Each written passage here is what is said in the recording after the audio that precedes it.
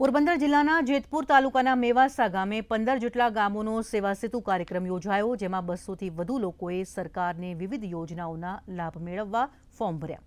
આ ઉપરાંત 300થી વધુ લોકોએ મેડિકલ કેમ્પનો લાભ લીધો। કાર્યક્રમમાં પોરબંદરના સાંસદ અને કેન્દ્રીય મંત્રી ડોક્ટર મનસુખ માંડવિયાના હસ્તે આ વિસ્તારના 55 લાખના ખર્ચે વિવિધ 15 જેટલા વિકાસલક્ષી કામોનું ઈ-લોકાર્પણ કરાયું હતું। સાથોસાથ અંદાજે 61 લાખથી વધુ કિંમતના સાધન સહાય દિવ્યાંગ વ્યક્તિઓને વિતરણ કરાયા હતા।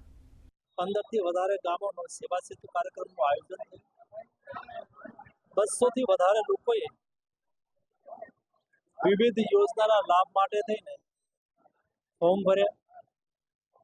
300થી વધારે લોકોએ સેવા સેતુ કાર્યક્રમ દરમિયાન યોજાયેલા નિદાન અને સારવાર કેમ્પની અંદર સારવાર કરાવી।